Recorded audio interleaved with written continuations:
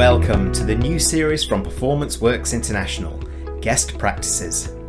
I'm Jeremy Blain, CEO of Performance Works International, and I'll be running a series of videocasts with special guests who have a story to tell from both business and life experiences. The conversations are designed to explore their journey, uncovering new ideas, innovations, and next practices that we can all learn from and be inspired by.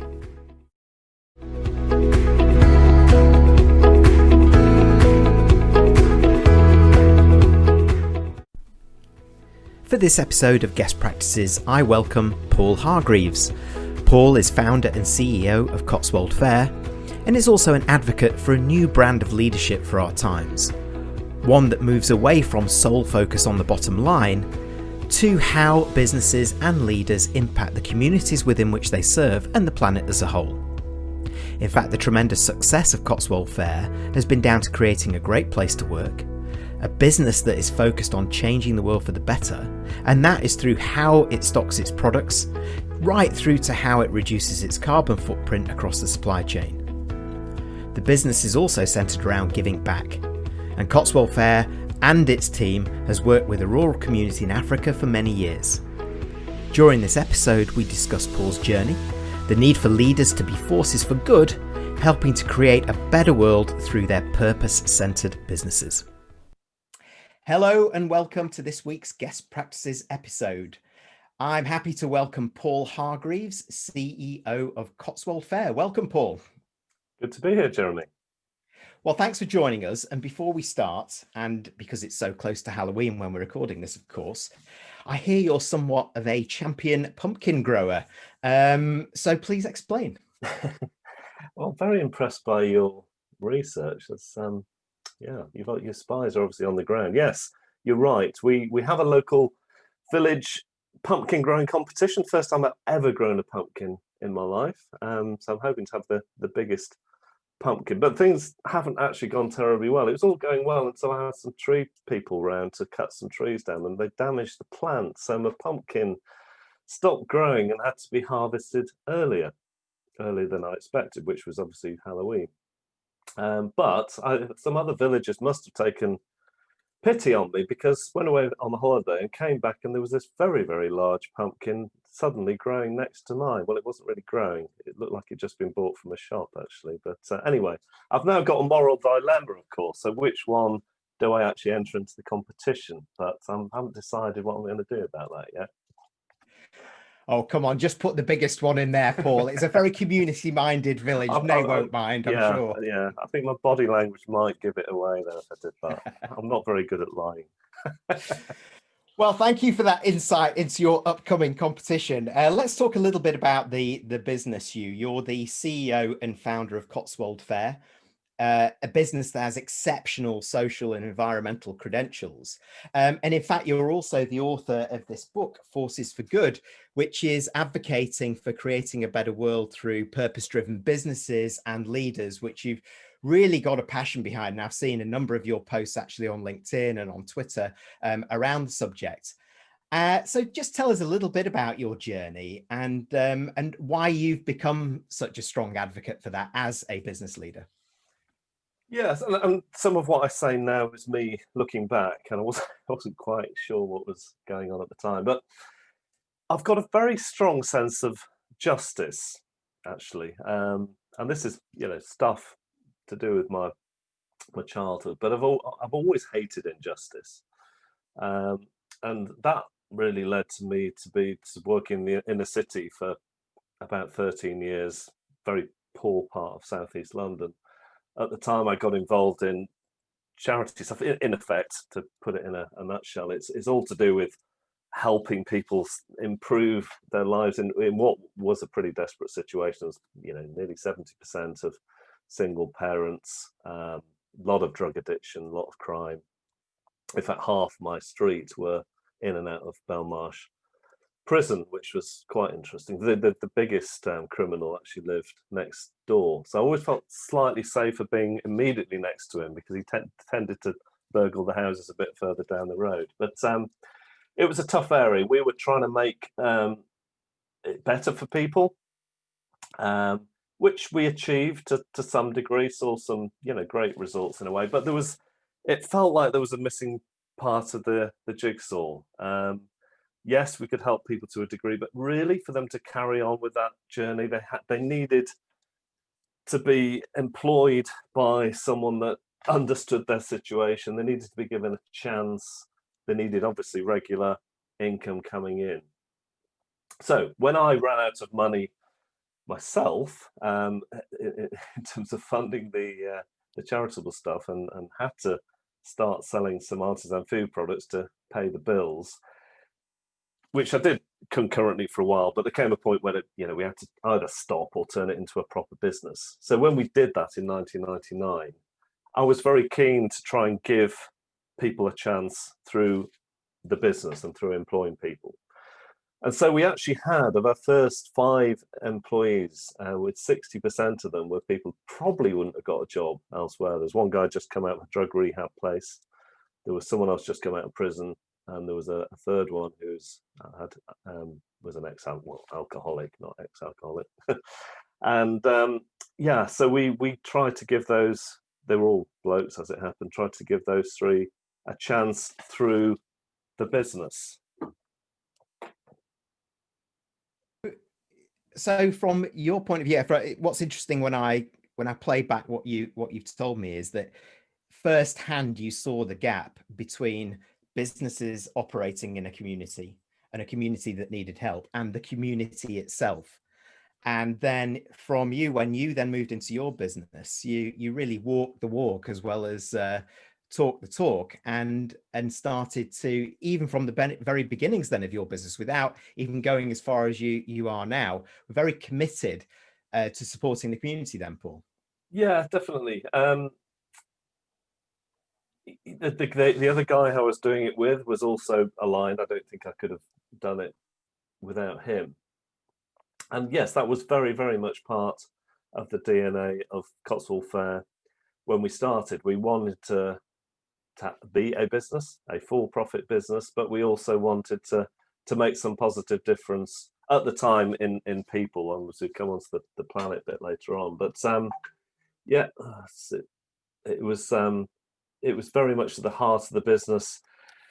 To be perfectly frank with you, we moved away from that. The guy I did it with left for various reasons, and I was left holding the baby on my own. So there was a degree to which I had to, and just from the headspace point of view, and rapidly growing business at that point, going from nothing to a few million in a couple of years, we had to concentrate on the financial sustainability of the business and putting the right things in place in order to fuel the growth. So I, partly to my shame in a way, but I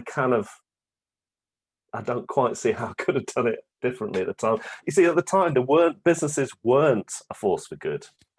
The only reason for running a business was to make money, and obviously things have moved on considerably since then.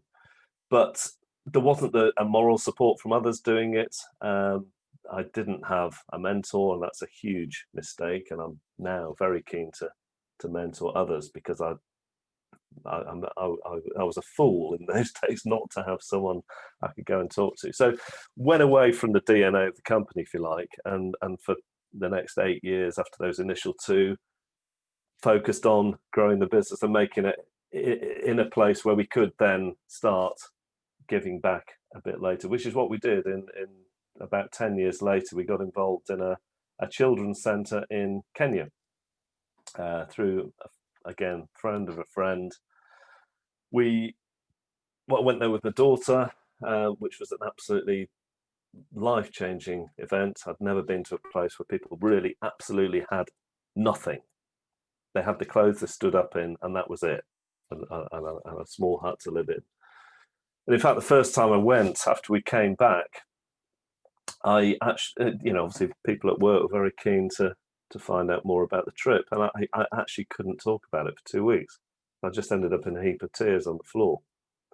And the same has happened. I've since been about 10 times, and every time I've taken teams of people with me, the first time they go, this is what happens. And over the years, we've raised nearly £200,000. started a farm, various other projects out there. And yes, we have done some good there, but I'm almost more pleased with how they've changed us. And a number, maybe, I don't know how many people have come with me over the years, 25 people. And some of them would look back to that time and say they've changed as a result. And that's, it's very condescending view sometimes in the West. We think, oh yes, let's go and help the developing world. And sure, we can help, but they can also help us in changing our worldview and changing us as people for the better. Well, that's really interesting, and I would though go back and talk about something you said that you sort of felt a little bit ashamed of when you moved away from the DNA. I would argue that the stronger your business base and then that focus that you did, it actually gives you even more opportunity to help out there, and you probably wouldn't have been able to do all of that later on, Paul. So and it's great that you personally have had this sort of epiphany when you've been out there to the communities that you've supported along that as your people. And if we fast forward then through the business to where you are now, and this commitment really is at the heart of Cotswold Fair, and it's at the heart of it becoming a certified B Corp business. So could you explain what that is, how you did it, and the benefits for other leaders and businesses that perhaps haven't even heard of that yet? Yeah, so I hadn't heard of B Corp in 2014. Actually, one of our customers, Cook, the frozen food company, Ed, who's the founder of that, is a mate of mine, and he'd been to the States and came back and said, Paul, you've got to find out more about B Corp. I said, B Corp? What's that? It sounds a bit American. I'm not sure I'm into that. No, Ed, we're very British, Anyway, so but the name was a bit of a barrier, and it has been, to be honest with you. Now it's a bit more well known, less so. But so I started looking into it, and honestly, for me, you see, for all those years, I had this kind of idea that business could be probably better than charities at making the world a better place. And it was so amazing to find out actually I'm not alone. There's suddenly all these other companies, and many of them doing far more than we've ever done. And I thought, wow, wish I'd found these people earlier. And that's what I'm saying about those kind of 8 years. I wish we had found them people, because it would have changed those 8 years. Yes, I agree with you. We had to build up as well. But I think in terms of the culture of people being united around a purpose that isn't just about making money would have done us a huge amount of good in those days that we kind of missed out on, and that certainly happened now. So we were fortunate, a UK base to launch from, and we were one of the companies that's on the edge of certifying. I did get some help to get over the line. So they launched with about 50 companies in 2015. So what are B Corps? Well, they're companies that are committed to three things. One is changing their articles of association. So the legal framework of a company is changed. It's moved from just being there for the shareholders to being there for all stakeholders. So that includes people that work for you, people in the local community, people all over the world, actually, supply chain, and of course the planet and the environmental piece. So that's number one. Number two, they agree to be certified on a regular basis. It used to be every 2 years, it's now 3. Of basically measuring how good you are for the world. So being a B Corp isn't like CSR. It's not saying, oh yeah, we're doing a little bit of good over there, so that's all right. And then carry on. We're doing the main thing, making money most of the time. No, it totally changes the culture of the business. So you have to, anything you say in the B Corp certification, you have to prove. So we're just recertifying at the moment, actually. I think our team has produced, about 187 pieces of evidence to kind of prove what we're doing, which is quite onerous. It gets a bit easier each time you've done it. But and the best thing about the recertification process is it gets more difficult each time you do it. So the bar's getting higher. In fact, we became a B Corp in 2015. 2017, we recertified. And we've done loads in those 2 years. We've got a flavour for it now. basically nicked lots of good ideas from other B Corp companies. So we recertified. I thought, brilliant, get a much bigger score, 84 again. I actually rang the office in Philadelphia and said, I think there's something wrong with the assessment because we've done this and this, and we've only got 84 points. And they said, oh, don't you know, it gets harder each time you do it. So that, obviously a bit of a shock at the time, but now obviously massive benefit because that forces positive change moving forward. So that's number two, the certification. The third thing you've got to do is produce an impact report each financial year. So it's like an end of year report, but obviously you say in there what you've done for people, what you've done for the planet. And I mean, this one here, which is ours from this last year, that that was one of the proudest. Now I'm going to get emotional now. And that was one of the proudest moments, I think, when I got this from the first, when it came off the printers. Because looking through here, I thought, wow, actually most things in here are nothing to do with me. So initially, it was all driven by me. I believed in this stuff. I was going to make it happen. Kind of very, a very hierarchical form of leadership. These days, because the culture has completely changed, and this is imbibed within the business and in all the DNA of the business. Most stuff these days that happens that's good is to do with other people, and that for me was such a affirmation that was it happened. We'd kind of got there after 5 years of being a B Corp. So yeah, really, really proud of what we're doing. Obviously, we can always do so much more, but we're doing a lot more now than we were, and obviously plan to do a lot more in the future. Well, that journey that you've just described clearly is at the heart of your passion. You can hear the empathy for the communities that you serve come through, how it is driving you within the business, and why you've gone down this road. So how can you convince other leaders that this is the way to go down? What are the benefits that they can expect by stepping into this and starting to consider becoming a B Corp business? Well, I think that question's a lot easier to answer after the pandemic, because more and more people are realizing that capitalism as we knew it is dead.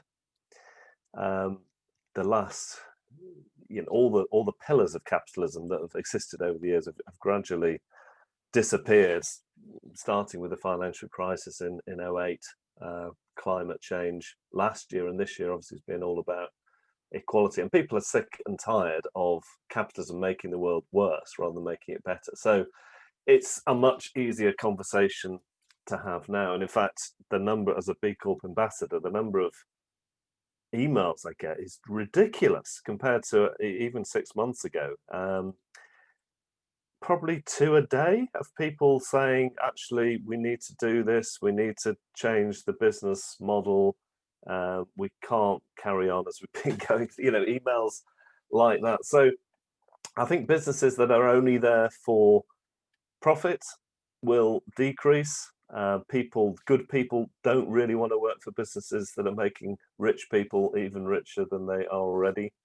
And they want to work for a business that is making a difference in the world. That's why we find it easy to recruit very good people. And sometimes they could get much more salary elsewhere, but they want to work for a company like ours or like Cook or like Ella's Kitchen, just to name a couple of others, that are obviously making a positive difference in the world. And I think companies like that, and there is evidence to back this up actually in terms of B Corp's growth compared to non-B Corp's growth over the 5 years it's been in the UK. There's some more data being compiled at the moment to say they're actually growing exponentially compared to how the general economy is growing. So it's not, I mean, it's one of those paradoxes. If you focus on benefiting people and planet, actually, there's a good chance you'll make more profit as well. Now, obviously, we'll do that because we just want to make more profit, and that's really what no, that doesn't work. It's got to be in the DNA. And if you look out to the world, and if you look to make it a great place to work, and people are really fulfilled and happy being, well, it's not really rocket science to work out they're going to be the more successful, more profitable companies, is it?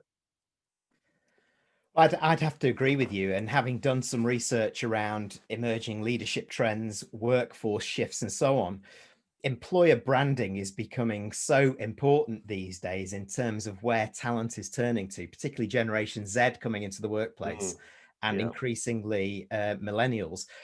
Not just from a permanent perspective, but of course the growing independent workforce that is out there, and that is touted to be around 50% of our available workforce within 2 years. So, traditional businesses have a number of things that they have to play in, but if this is a core component of attracting the right talent to the business, but also drives the growth, then it's a double whammy. But I'm really interested, actually, based on some of your specific answers, how it's affecting you emotionally, Paul, as well.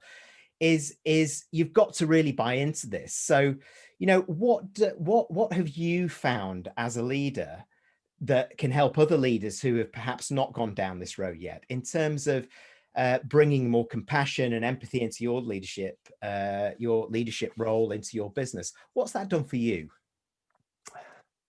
In a nutshell, and actually the best way of explaining this is a Japanese philosophy called ikigai, which means fulfillment and happiness. So I am so much more fulfilled and happy than I ever was before. Ikigai comes from the island of Okinawa, which you might know that more people live to be over 100 there than anywhere else in the world. So we should listen to them. They've got something right. And it's not just the diet. So they have this philosophy called ikigai, which is, if you're doing these four things, concurrently in what you do, you will be at peak fulfillment and happiness. So number one, doing something you love. Hopefully you can see my passion coming through. Number two, doing something you're good at.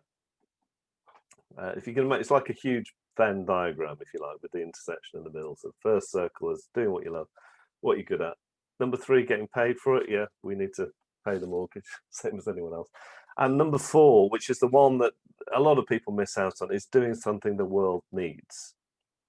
And if in your work and your daily life, your work life and personal life, I think this applies to both, if you're doing those four things, then people are happier and more fulfilled.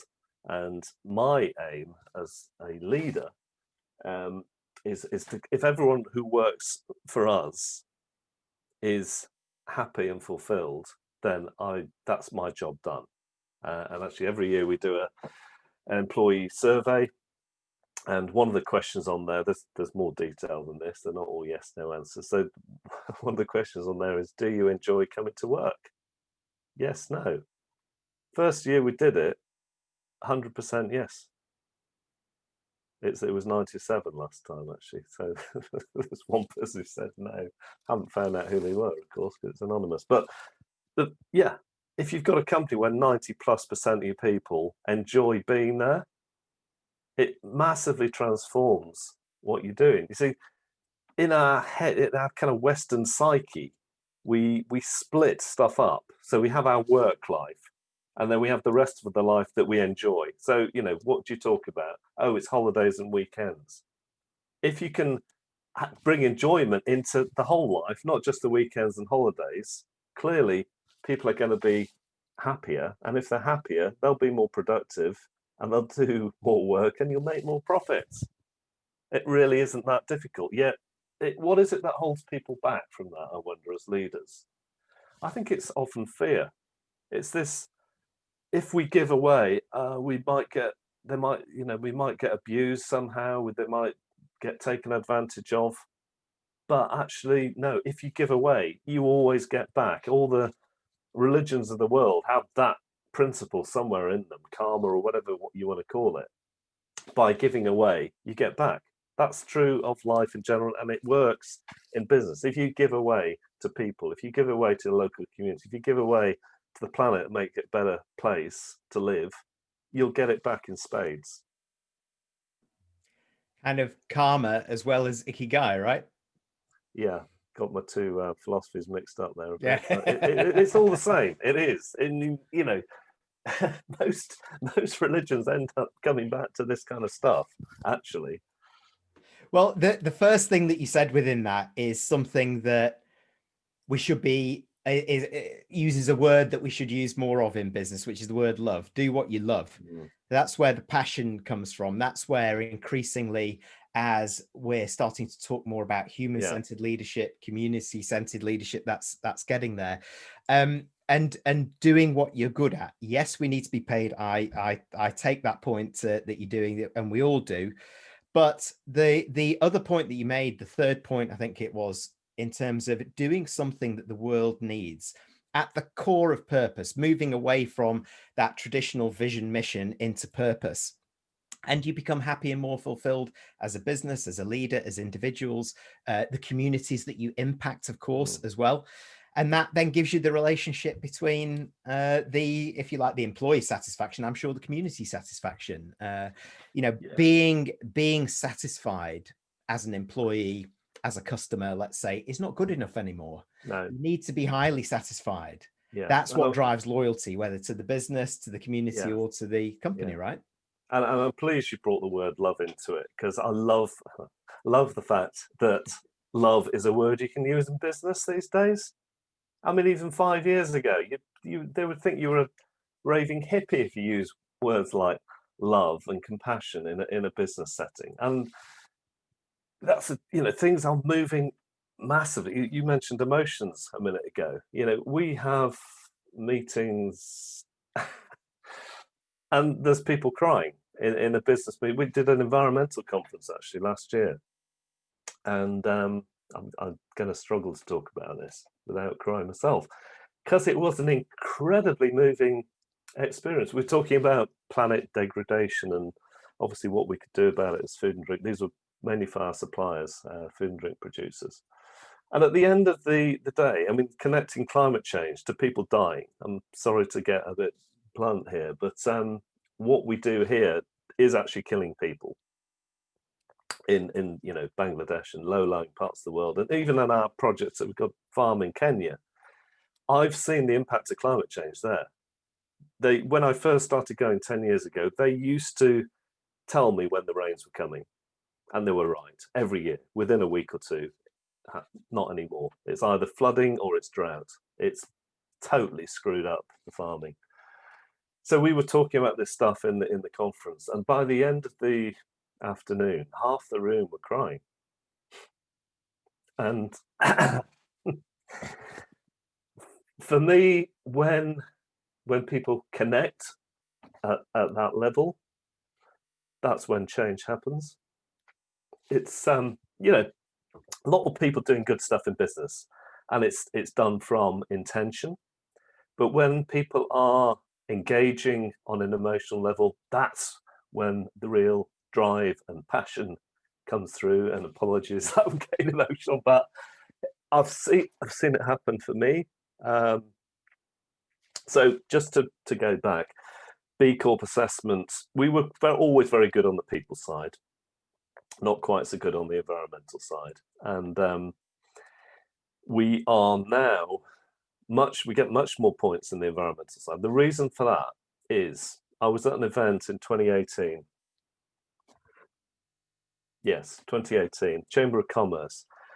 And I put a slide up on the screen of some people have been flooded out of their homes, basically. And I was talking about the stuff in the book, people, planet, profit, all the stuff we've talked about just now. But I put up I was talking about the planet side and climate change and stuff, and I put this slide up and I just started weeping on the stage, which is a bit embarrassing when you're being paid to talk and can't actually talk because you're crying. It's not what they came to hear, really. But that was, and actually I used that slide again. It was fatal because every time I had to stop using it in the end. But that for me is when I connected emotionally with the climate change issue. And as a result, I know that as a company, we have driven hard, much harder on that as a result. And obviously that passes on to other people in the company. And people are probably more passionate in Cotswold Fair about that than anything else at the moment. But it comes from that connection with our emotions. And how sad is it that for years, business people left their emotions at home when they went to work, and how good it is that that's not really, well, it is happening in some places, I know, but generally it's not really happening as much anymore. So yeah. Well, I have to say it is refreshing to hear a successful business leader who is so in touch with their own emotions and really the communities within which they serve, the society that they impact, the world that we live in. It goes beyond authenticity, Paul. It demonstrates a real courage to show that vulnerability at the same time of calling for action. I think it's such a strong message. Thanks for being so open about that. And yeah, I see you as a role model in terms of being a new breed of CEO. And I'm really interested of what you would say are the 2 or 3 key pieces of advice that you would give, let's say, to other business leaders who perhaps aren't as progressive in their thought process or as actions as you, or even aware as you, but who are starting to recognize the need for change in our times, not just at company level, but community, society, planet. What are your 2 or 3 pieces of advice? Well, I think number one would be, if you don't do this stuff, you'll get left behind. And that's a growing sense in the business community. Even with FTSE 100 CEOs, a lot of them know now, unless they change the way they're doing it, they're not going to be here.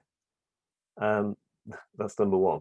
Number two, for your own, I mean, back to Ikigai, really, that's true for the people that work for you. It's also true for you. If you're a leader that isn't just about, there's a lot of leaders around who are very good at what they do. They're getting paid huge amounts. That's 2 out of 4 of the Ikigai. How about getting back to what you love? And how about doing something for the world? Personally, you will be much happier and more fulfilled. And that can make a huge, that will then be contagious throughout your organization.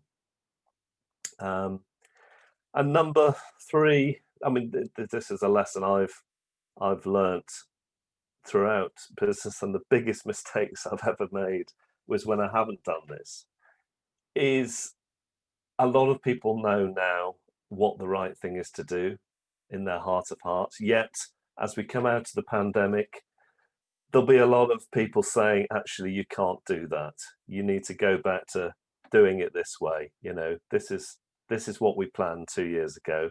Let's get back to the plan. Let's get back to normal, or the new normal. Both words I've got sick of by now, but no. If we're going to drive change here, it's got to be exponential change. It's too late for it to just pootle on and do a bit of CSR.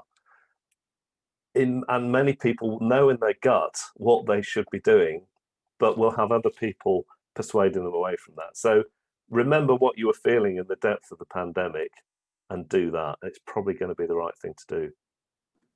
Yeah, in fact, many leaders have had a taste of doing something different, a taste of more empathetic leadership, impact on people's wellness, well-being, community, all of those things. And I think it is raising those questions about, am I doing, for some people, about, am I doing what I love?